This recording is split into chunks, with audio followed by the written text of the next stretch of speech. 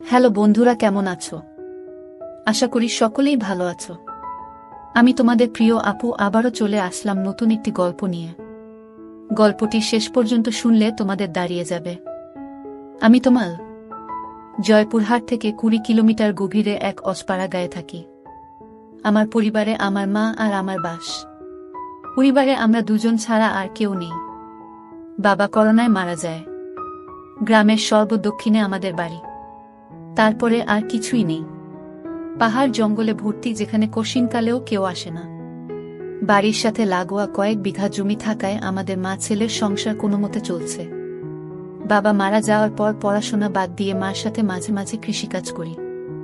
সবজির ক্ষেত করি বলে আমরাই যা করার করি। আর আমি একটা কাপড়ের দোকান চালাই। তো দুজনের সংসার বেশ চলছে। আমার বয়স 19 আর আম্মার 36। 16 বছরে বিয়ে হয়ে 1 বছর পরেই আমি পৃথিবীতে আসি। আম্মার গায়ের রং প্রচণ্ড ফর্সা। শুনেছি নানিও নাকি ফর্সা ছিল, তাই আম্মার এমন। আম্মার শরীরের রঙের মতোই অপরূপ সুন্দরী তিনি। এমন চেহারার রূপসী নারী আর নেই আমাদের গ্রামে। কেউ বলবে না তার 19 বছরের সন্তান আছে। 24-25 বছর বয়সী বিবাহিতা নারীর মতো একদম। আম্মার সাথে আমার মনের প্রচণ্ড মিল। আমায় ভীষণ ভালোবাসে আম্মা। কখনো একটু বকাও দেয়নি জীবনে। বলে আমি তার সবকিছু। যাই হোক, আসল ঘটনায় আসি। আম্মাকে নিয়ে কখনো আমার মনে খারাপ চিন্তা ছিল না। সাধারণ মা ছেলের মতোই। তবে বয়সের সাথে সাথে নিজের বয়সের চেয়ে বড় মেয়ে ও মহিলা দেখে মনে সুপ্ত বাসনা তৈরি হতে থাকে। স্কুলে পড়ার সময় কখনো ক্লাসের মেয়েদের দেখতাম না। ম্যাডাম বা আন্টিদের প্রতি নজর যেত সবসময়। আর এখন এটা আরও বেড়ে গেছে। 19 বছরে অনেকেই বিয়ে করে, কিন্তু আমার এখনো হয়নি। তার উপর কাপড় বিক্রি করি। দোকানে মহিলাদের পোশাকই বেশি। খুব কষ্টে তাদের সামনে নিজেকে সামলাই। আর তার উপর গ্রামের একমাত্র কাপড়ের দোকান আমার বলে সবাই এখানেই আসে কেনাকাটা করতে। গ্রামের এমন কোনো মহিলা বা মেয়ে নেই যাদের ওই কাপড়ের সাইজ আমি জানি না। ভাগ্য ভালো হলে প্রায় মাপ নিতে গিয়ে কৌশলে হাত বুলিয়ে মনের আশ মিটাই। এমন করে আরও বেশি খালা কাকিদের প্রতি আগ্রহ বাড়ছে। এমন করেই যে একদিন আমার জীবনের মোড় ঘুরবে তা কখনো কল্পনাও করিনি। হঠাৎ এক রাতে স্বপ্নদোষ হল। মা ছেলে দুজন মানুষ, তাই একটা ঘর দিয়ে চলছি আমরা। আম্মা আমার বিপরীত পাশে একটা খাটে ঘুমায়। আমাদের মাঝে চাদরের বেড়া দেয়া। তো উঠে বসে দেখি বিছানা একদম তলিয়ে গেছে ভিজে। লুঙ্গির শুকনো অংশ দিয়ে বিছানায় ভেজাটুকু কোনোমতে মুছে টয়লেটে গেলাম। টয়লেট শেষে ঘরে ঢুকতেই হঠাৎ চোখটা আম্মার দিকে গেল। আর চোখ আটকে গেল সেদিকে। শাড়ি উপরে উঠে পায়ের কিছুটা বেরিয়ে আছে, কিন্তু এইটুকু দেখে আমার চোখ আটকে গেল। নিজের অজান্তেই কেমন একটা ঘুরে হারিয়ে গেলাম। আমিও এগিয়ে আম্মার কাছে গেলাম। আম্মা গভীর ঘুমে আছে। নিঃশ্বাসের সাথে বুকটা উঠানামা করছে। আর কেউ যেন আমার বুকে ঢাক পেটাচ্ছে। মন ভরে অধীর আগ্রহে আম্মার রূপদর্শন করছি। হঠাৎ আম্মা আর মোড়া ভাঙতে লাগলো ঘুমের মাঝে। আমি দ্রুত নিজের বিছানায় এসে শুয়ে পড়ি। সারা রাত শুধু আম্মার কথা ভেবেই পার করলাম। ঘুমাতে পারলাম না। অনেকক্ষণ পরে চোখ বুজলাম। সকালে উঠে উঠোনে গিয়ে দেখি আম্মা গরুর দুধ দোহাচ্ছে। আগেও দেখেছি, কিন্তু আজ চোখে পড়ল আম্মার পিঠ অনেকটা খোলা। মসৃণ ত্বকের পিঠ দেখে সাবানের অ্যাড করা নায়িকার সব ফেল। রাতে আম্মার সামান্য সৌন্দর্য দেখেই আমি আম্মার প্রতি নিষিদ্ধ আকৃষ্টতা অনুভব করতে লাগলাম। এটা খারাপ বা ভালো এমন কোনো চিন্তাই মাথায় আসছে না। আম্মার পিছনে দাঁড়িয়ে দেখেই যাচ্ছি। হঠাৎ আম্মা পিছন ফিরলে চমকে গেলাম দুজনেই। ছি, আম্মা বুঝে ফেলল না তো? কিন্তু আম্মা বলল, কি শোনা, ঘুম ভাঙছে তোমার? বলে রাখা ভালো, আম্মা আমাকে সব সময় সোনা ডাকে, আর তুমি করেই বলে। যাই হোক, আম্মার কথায় মনে হলো না যে সে বুঝেছে আমি কি করছিলাম। আম্মা, যাও মুখ ধুয়ে আসো, খাবার দিচ্ছি। আম্মা, আজকে দুধ খাবো। আম্মা, এই দুধ খাবা? আমি মনে মনে অন্য কিছু বলতে লাগলাম। আম্মার ডাকে সম্মিত ফিরল। আম্মা, এই দুধ। মাত্র দোহাইতেছি। গরম না করলে খাবা কিভাবে? আমি এভাবেই খাবো। তুমি খাইয়ে দাও। আম্মা, আচ্ছা আসো। এই নাও পাগল ছেলে। আম্মা গ্লাসে করে দুধ ঢেলে এগিয়ে দিল। আম্মা মুচকি হেসে আমার চুল আউলে দিয়ে বলল, এখন যাও হাত মুখ ধো, খাইতে দিব। আমি হাত মুখ ধুয়ে খেতে আসলাম। এসেই বলি, আজ আমাকে খাওয়ায় দাও। আম্মা অবাক হয়ে বলল, আজ কি হয়েছে তোমার? আমি, কেন? খাওয়াই দিতে পারবা না আম্মা? আমি কি তা বলছি নাকি? আমি, তাহলে এমন জিজ্ঞেস করো কেন? আম্মা, আচ্ছা বাবা, রাগ করো না, আসো খাওয়াই দেই। আম্মা খাইয়ে দিচ্ছে এমন সময় বললাম, আচ্ছা আম্মা, তুমি আমাকে ভালোবাসো? আমার এমন প্রশ্ন শুনে আম্মা এক প্রকার ভয় পেয়ে বলল, কি হয়েছে তোমার? আজকে এমন কেন করতেছ? শরীর খারাপ নাকি? বলে আম্মা আমায় কপালে গালে ছুঁয়ে দেখতে লাগলো জ্বর আছে কিনা। আমি, আরে কিছু হয়নি। জিজ্ঞেস করতে মন চাইল, আম্মা, তুমি ছাড়া আমার জীবনে আর কেউ আছে নাকি? তোমাকে নিয়ে আমার সব, আমার প্রাণ তুমি। নিজের জীবন থেকেও তোমায় বেশি ভালোবাসি সোনা। কিন্তু হঠাৎ এসব কেন জানতে চাইতেছ? আমি, আম্মা, তুমি আব্বা মারা যাওয়ার পর থেকে আর আগের মতো নাই। সাজো না, নতুন কিছু পড়ো না, আমার এইসব ভালো লাগে না। আম্মা নিরাশ হয়ে বলল, বাবারে, স্বামী মারা গেলে কোনো নারীর অস্তিত্ব থাকে না। তুমি আমার জীবনে আছো দেখে বেঁচে আছি, নইলে কবেই মরে যেতাম। আমি বাবাকে ভীষণ ভালোবাসতে, তাই না আম্মা? সব স্ত্রী তার স্বামীকে ভালোবাসে, আমিও বাসতাম। আমি, কিন্তু আমাকে বাসনা তার প্রমাণ দিয়ে দিলে। আমার পছন্দ তুমি সেজেগুজে থাকো, কিন্তু তুমি তা করো না। আমায় ভালোবাসলে এমন করতে না। তুমি খুশি থাকো, তা চাই আমি। তুমি একটা বিয়ে করো, আবার সুখের সংসার করো, তাহলে জীবনটা ভালো কাটবে। কেন এসব বললাম নিজেও জানি না, মনে এলো আর বলে দিলাম। আমার কথা শেষ হতে না হতেই ঠাস করে একটা চড় পড়ল আমার গালে। আমি ব্যথার চেয়ে অবাক হয়েছি। আমার জ্ঞান হবার পর কখনো আমাকে কেউ মারেনি। মার দূরে থাক, কখনো চোখ রাঙিয়ে কথাও বলে না। কিন্তু আজ এতই রাগ হলো যে মার খেলাম। আম্মার চোখ লাল হয়ে আছে, কাঁদতে কাঁদতে বলল, নিজের বাবা মরে গেছে বলে মাকে অন্যের বিছানায় দিতে চাও? বোঝা হয়ে গেছি আমি, তাই না? আমাকে খাওয়াতে পড়াতে কষ্ট হচ্ছে। আমি চলে যাব, চিন্তা করো না। বলেই উঠে চলে গেল। আম্মা ও নিজের বিছানায় শুয়ে কাঁদতে লাগল। আমি উঠে তার কাছে গিয়ে হাজারো বার বোঝানোর চেষ্টা করলাম, কিন্তু আমার কোনো কথাই শুনল না। আম্মা, এখন আমার চোখের সামনে থেকে যাও। আমি আম্মার কথায় ভয় পেয়ে যাই, বের হয়ে যাই দোকানের উদ্দেশ্যে। রাতেও কথা বলল না, যে যার মতো শুয়ে পড়ি। হঠাৎ ঘুমের মধ্যে গালে নরম ছোঁয়া পেয়ে উঠে পড়ি। দেখি আম্মা আমার সামনে বিছানায় বসে। উঠে আমি সামনে বসতেই আম্মা চোখ জ্বলজ্বলে করে আমার গালে হাত বুলিয়ে বলল, ব্যথা করছে তাই না? আমাকে মা করে দাও আম্মা। আর কখনো বলবো না এসব। তুমি আমার কাছে মোটেও বোঝা না। আমি ভেবেছি হয়তো তোমার ভালো হবে, কিন্তু তুমি কষ্ট পাবে জানতাম না। আমায় মাফ করে দাও। আম্মার সাথে সাথে আমায় বুকে টেনে নিল ও বলল, সোনারে, আমি তোমায় ভীষণ ভালোবাসি। তোমায় ছেড়ে কারো সংসারে গিয়ে নিজের সুখ চাই না। তোমার বাবার পরে তুমি আমার একমাত্র সম্বল। আর কখনো এমন বলো না সোনা। আমি আর কখনো বলবো না আম্মা। আমার উপর আর রাগ করে থেকো না। এবার মনের কষ্ট ও ভয় দূর হলে আমি মার সৌন্দর্যের উপর আবার আকৃষ্ট হলাম। পরদিন বিকালে বাড়ি ফিরেই আমি চমকে উঠলাম। আম্মার পরনে একটা সবুজ শাড়ি আর হলুদ ব্লাউজ পরায় চমৎকার মানিয়েছে। একদম সর্ষি ললনা লাগছে। আমায় দেখে মুচকি হেসে বলল, এখন ঠিক আছে তো? তুমি সত্যি আমার জন্য নতুন শাড়ি পরেছ আম্মা? নইলে কি অন্য কেউ আছে আমার? আমি খুশিতে আম্মাকে জড়িয়ে ধরি। আম্মাও সাড়া দিল। আম্মা, তুমি আমার জান।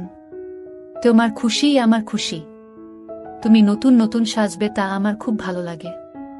আম্মা, বুঝেছি। তোমাকে এখন সুন্দরী একটা মেয়ে দেখে বিয়ে দিতে হবে। আমি আর কখনো বিয়ের কথা আনবে না। আম্মা, সে কি? বিয়ে কেন করবে না? আমি শুধু তোমায় নিয়েই থাকব। আম্মা, আরে পাগল, আমি তো থাকবই। বিয়ে করতে তাতে সমস্যা কোথায়? আমার আর তোমার মাঝে অন্য কেউ আসতে পারবে না। আমি চাই না আমাদের মাঝে কেউ আসুক। আর কখনো বিয়ের কথা বলবে না। তুমি ছাড়া আর কাউকে নিয়ে আমি সংসার করতে চাই না। আম্মা আমার কথা মা ছেলের মমতাময় ভাব বুঝেছে, কিন্তু তা ছাপিয়েও যে আমি তার মন প্রাণ সব পাওয়াটা ভাবছি তা তো সে জানে না। আম্মা, আচ্ছা বাবা, আর বলবো না। আম্মা কিছুক্ষণ আমায় চেয়ে দেখল ও বলল, আচ্ছা যাই হোক। বললে না তো আমায় কেমন লাগছে? আমি একদম পরি লাগছে। তোমার মতো সুন্দরী এই দুনিয়ায় কেউ নেই। আম্মা লজ্জা পেয়ে বলল, আহ দুষ্টু, খালি মজা করো। আমি সত্যি বলছি, আমি। বিশ্বাস করো। আম্মা, আচ্ছা আচ্ছা হয়েছে, এখন যাও গোসল করে আসো। আমি পুকুরে গেলাম গোসল করতে। বাড়িতেই পুকুর আমাদের ঘরের পাশে। আমি গোসল করে গা মুছে সেই হালকা ভেজা গামছা পরেই এসে আম্মার সামনে দাঁড়িয়ে বললাম, ভিতর থেকে লুঙ্গি এনে দাও না আম্মা। হঠাৎ আম্মার চোখ খেয়াল করলাম আমার গামছার দিকে। নিচে তাকিয়ে দেখি আমার ওটা স্পষ্ট আকার বোঝা যাচ্ছে। তার মানে কি আম্মা তাই দেখছিল? আমি মেলাতে পারলাম না। সেদিন রাতে হঠাৎ ঘুম ভাঙল একটা অদ্ভুত শব্দে। উঠে ভাবলাম আম্মার কাছে দেখি বিছানায় নেই আম্মা। দরজা খোলা। হয়তো বাহিরে কোনো সমস্যা হয়েছে কিনা ভেবেই তড়িঘড়ি করে বাহিরে গেলাম। আম্মাকে ডাক দিলাম কিন্তু সাড়া নেই। হঠাৎ একটা শব্দ এলো গোসলখানা থেকে।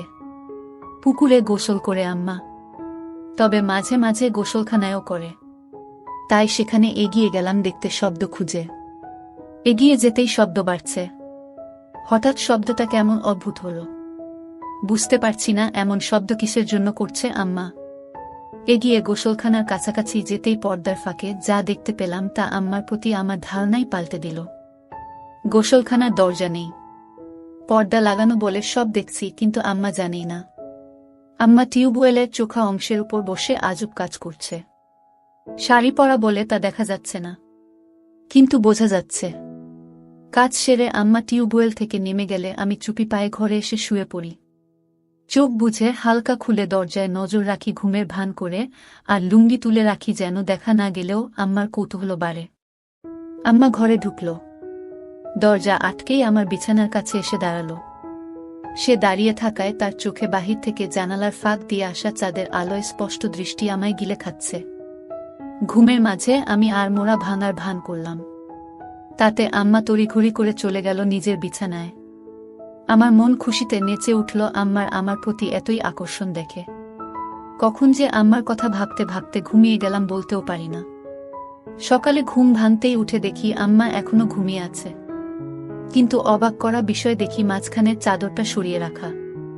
আম্মাকে দেখে চোখ আটকে গেল। আমি আম্মাকে ডাকলাম, আম্মা উঠো, সকাল হয়ে গেছে তো। আজকে এতই সকাল হয়ে গেল উঠোনি যে?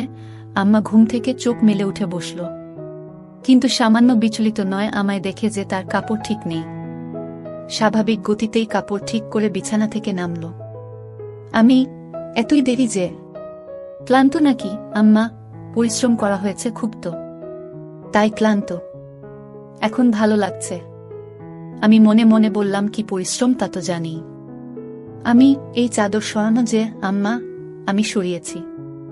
ঘরে আমরা ছাড়া কেউ নেই, তো চাদর রেখে কি হবে? আর যে গরম পড়েছে, এভাবে চাদর থাকলে আলো বাতাস চলাফেরা করে না। আম্মার যুক্তি শুনে মুচকি হাসলাম মনে মনে।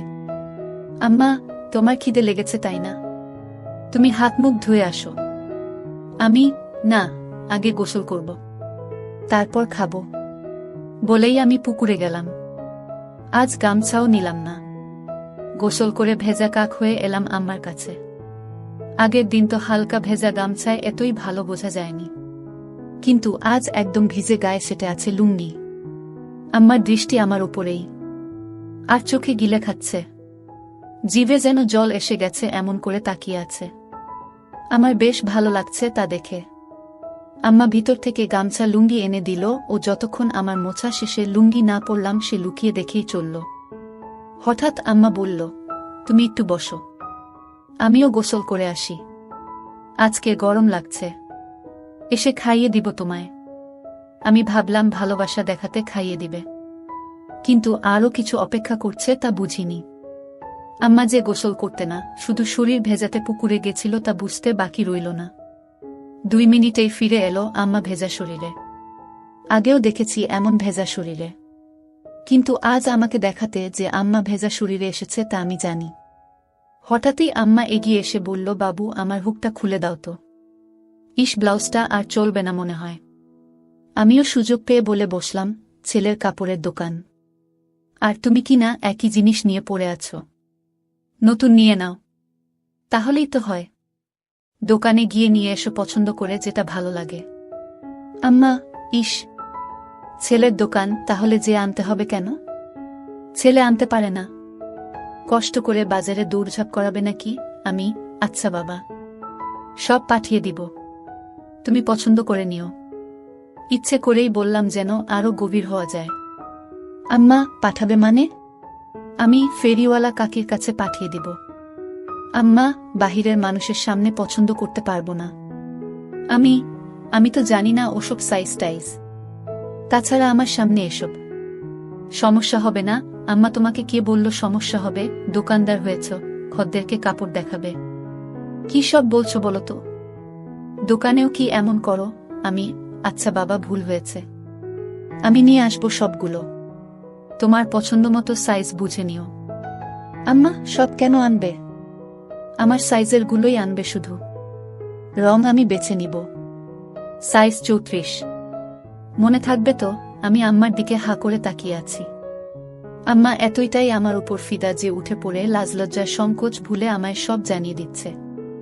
আমি প্রচণ্ড খুশি ও অবাকও হলাম যে আম্মা খুব গতিতে চলছে। সারাদিন আম্মার কথা ভেবেই দিন পার করলাম। দোকান বন্ধ করার সময় বেছে বেছে বড় গলাওয়ালা কয়েকটা নিলাম। দোকান থেকে বের হয়েই সোজা বাসায় পৌঁছে যাই।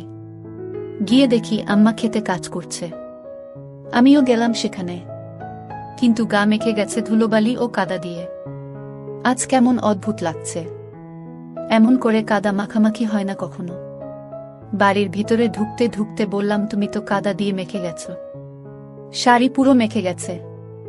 আম্মা, কি করব বলো? এক সেট হয়ে তো কাজ করা যাবে না, তাই না? আমি অবাক হয়ে গেলাম আম্মার কথা শুনে। আম্মার দিকে হুট করে তাকাতেই আম্মা হেসে দিল, সাথে আমিও হেসে দিই। ধীরে ধীরে কেমন একটা ঘুলে মিলে যাচ্ছি দুজনে। সবজির ডালা রাখার পরে আম্মা বলল, আমার জিনিস আনছো? আমি পরে দেখো, সাইজে না হলে পাল্টায় আনব। আম্মা বলল, সাইজ হবে, বিশ্বাস আছে তোমার ওপর, বলেই মুচকি হেসে চলে গেল ঘরে। আমি বাহিরে দাঁড়ানো। একটু পরেই আম্মা ডাক দিল। ভিতরে যেতে যেতে ভাবলাম মজার কিছু হবে, কিন্তু আম্মা আমায় হতাশ করল। আম্মার হাতে একটা হলুদ শাড়ি গামছা। আম্মা, তুমি একটু বসো, আমি গোসল করে আসি, বলেই আম্মা পুকুরে চলে গেল। কিছু না ভেবেই চলে গেলাম একটু পরেই পুকুরের কাছে। ঝোপঝাড়ে গিয়ে দাঁড়িয়ে উকি মারতেই চোখ কপালে উঠে গেল। আহ, কি সুন্দর লাগছে, বলা বোঝানো যাবে না। হঠাৎ একটা পিঁপড়া কামড় দিলে আচমকায় মুখ থেকে অস্ফুট বাকি উফ শব্দ হয়ে গেল, আর ঝোপঝাড় একটু নড়ে গেল। আম্মা একটু চমকে এদিকে তাকালো ও দেখতে লাগলো এদিকে। পরক্ষণেই আমায় অবাক করে দিয়ে আম্মার মুখে একটা মুচকি হাসি দেখতে পেলাম। মাথায় ঢুকল না আম্মা কি আমায় দেখেই ফেলেছে কিনা। হঠাৎ নিচে পায়ের দিকে তাকিয়েই দেখি আমার শরীর পুরোটাই আম্মার দিক থেকে দেখা যাচ্ছে। আমি প্রচণ্ড লজ্জা পেলাম ধরা পড়ে, কিন্তু আম্মা তো আমায় ধরা পড়তে দেয়নি দেখে খুব ভালো লাগলো। আম্মা এবার দেখাল কারিশমা। আগে পানিতে একটা ডুব দিয়ে পানি থেকে উঠল, তখনই আমায় আকাশ থেকে ফেলে আম্মা অকল্পনীয় কাজ করল। ডানায় উঠে দাঁড়িয়ে আগে আমার দিকে তাকিয়ে একটা অদ্ভুত মুচকি হাসি দিল। এই প্রথম আমার আম্মার এই রূপ দেখে আমি হতবাক। আমি দ্রুত ঘরের সামনে চলে যাই ও দরজায় বসে থাকি। তখন আম্মা এলো আবার অবাক করে। আমার সামনে এসে দাঁড়িয়ে মুচকি হেসে বলল, খিদে লেগেছে সোনা? আমি, হ্যাঁ আম্মা। তোমার এতই সময় লাগলো যে? আম্মা, তুমি জানো না বুঝি? আমি ভ্যাবলার মতো তাকিয়েই আছি আম্মার চোখে। দুজনই একটু আগের বিষয়টা জানি, কিন্তু কেউ স্বীকার করে এগোতে পারছি না। সময় নিচ্ছি, কিন্তু আম্মার এক ধাপ এগোনো হয়ে গেছে। আমার দিকে এক প্রকার এগিয়ে এসে বলল, কি দেখছো সোনা? আমিও লজ্জা সংকোচ কাটিয়ে বলি, তোমার জন্য এনেছি, ওগুলো পড়লে ভালোই লাগবে। আম্মার মুখে মারাত্মক একটা হাসি এনে বলল, কেন এগুলো ভালো লাগে না আমায়? আমি, ভালো লাগে, কিন্তু আমি যা এনেছি তা এর চেয়েও সুন্দর, মানাবে। আম্মা, বেশ নজর রাখছ দেখছি আম্মার উপর। আম্মা আমায় সুযোগ দিচ্ছে। আমি তা ভেস্তে দিলাম না। বললাম, আমার খদ্দের তুমি। কোনোটাই কেমন লাগবে তা আমার দেখা দায়িত্ব। আম্মা চোখ পাকিয়ে বলল, তাই? তাহলে তো গ্রামের সব মেয়ে মহিলার দিকে দেখা হয়ে গেছে। আমি হকচকিয়ে গেলাম। কথা সত্যি, কিন্তু বুঝলাম আম্মার খানিকটা জ্বলন হচ্ছে। তাই আরেকটু জ্বালাতে বললাম, সবাইকে কি আর দেখব? যার জন্য সাধারণ ভাবনায় যা দেখা লাগে তাই দেখি। টাকা দেয় ভালো জিনিস দিতে, বুঝে শুনে ভালোটাই দিই। আমিও কি সবার কাতারে পড়ি? আমাকেও কি টাকা দিতে হবে?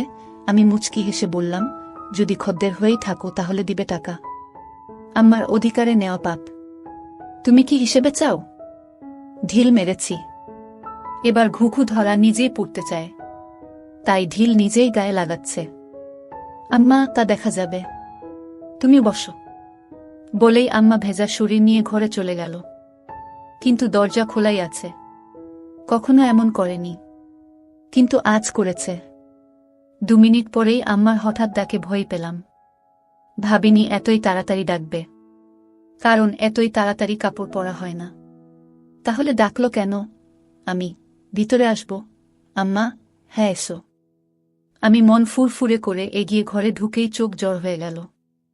আমার মনে ঝড় উঠে গেল আমার প্রতি এতই সদয় দেখে। আম্মা আমায় নিজে থেকে দেখাচ্ছে বলে গর্বে বুকটা ভরে গেল। আমি আম্মার সামনে গিয়ে হয়ে দাঁড়িয়ে আছি। এমন সময় আম্মা গলা কেসে বলল, কি হলো দোকানদার? মাপ ঠিকই তো এনেছে দেখছি। এতই ভালো মাপ কি করে আনলে? আমিও আমার সামনে খদ্দেরদের সাথে যেভাবে কথা বলি সেরকম বললাম, এত বছর ধরে ব্যবসা করি, জানবো না আম্মা, অন্যদের তো মাপ নিতে হয়। আমার লাগলো না যে আমি তোমার কি অন্যের সাথে যায়। তুমি আমার সামনে সব সময় থাকো, আগাগোড়া সবই তো দেখা আছে। কথাটা আচমকা বলেই ফেললাম, যদিও এখনই বলতে চাইনি। কিন্তু আম্মার মুখে তা শুনে দুষ্টু হাসি। আম্মা, যাক, ভালোই এনেছে। আমি তোমার গায়ে ফিট হয়েছে তো? কোনো সমস্যা হলে বলো, অন্য সাইজ আনবে তাহলে। আম্মা, একদম ঠিক আছে, কিন্তু একটা জিনিস বলা দরকার। আমি কি? বলো। আম্মার উত্তেজনা দেখে আম্মা হেসে দিল মুখে হাত দিয়ে। আমিও সামলে লজ্জা পেয়ে বললাম, কি জিনিস আম্মা? আরে কোনো সমস্যা না, একদম মাপ মতন হয়েছে। কিন্তু আমার আরেকটা টাইট পরার ইচ্ছা। মাপ তো তুমি জানোই, তবুও একবার মাপ নিয়ে নাও। আমি আমার প্রতি এতই আহ্বান দেখে মুগ্ধ। আম্মা তার গায়ে ছোঁয়ার সুযোগ করে দিচ্ছে।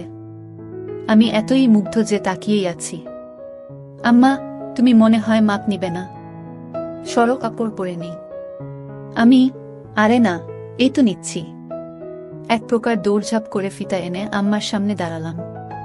অন্যদেরও তো স্বাভাবিকভাবেই মাপ নেই, কিন্তু আম্মার সামনে এসে বুক ধরফর করছে। কোনো পাশ থেকে শুরু করব তাই বুঝতে পারছি না। এতই পাগল হয়েছি যে কিসের জন্য মাপ নিব তাই জিজ্ঞেসই করিনি। আম্মা মুচকি হাসছে আমার কাণ্ড দেখে। আমি, কি হলো, হাসছো কেন? আম্মা, কিসের মাপ নিবে তুমি জিজ্ঞেস করেছ? আমি, ও তাই তো। কিসের আম্মা? জামার। পাগল ছেলে, তুমি যে দোকান করো কিভাবে জানি না। নাও এই ধরো। বলেই আম্মা হাত দুটো দুদিক ছড়িয়ে দিল। আমি একটু ঝুঁকে পিছন দিয়ে ফিতা এনে বুকের উপর রাখলাম। এখনো টাইট করিনি। আম্মা তাও বলল, আরো টাইট। আম্মার বুকে একটা কাঁপুনি হলো আর মুখে পাগলাটে একটা চাহনি। আমার চাহনি দেখে আম্মা একটু বিরক্ত হয়ে বলল, খদ্দেরদের সাথে এমন আচরণ করো তুমি? একটা মাপ নিতেও এত সময় কেন? আমি, যত যাই হোক, তুমি তো আম্মা। আম্মা, তাতে কি হয়েছে? কাজ কাজের জায়গায়, বাহিরে হলে কি এতই স্বাভাবিকভাবে তোমায় বলতে পারতাম? তুমি নিজের পেটের সন্তান, তাও যদি এতই রংচং করো। লাগবে না, যাও। বলেই আম্মা সরে যেতে নিলে আমি হাত ধরে বলি, আচ্ছা এসো, মাপ নিচ্ছি। কত রাগ করে গো আম্মা, নয়তো কি করব? বাহিরের মানুষের কাছে গিয়ে মাপ দিব? আম্মা, আচ্ছা হয়েছে, এসো। হাত ছড়াও। আম্মা, পারবো না। পারলে সরিয়ে নাও। আমার এই অভিমান খুব ভালো লাগলো। আমি এবার সংকোচ কেটে গেলাম। তাই আমিও এগিয়ে গেলাম।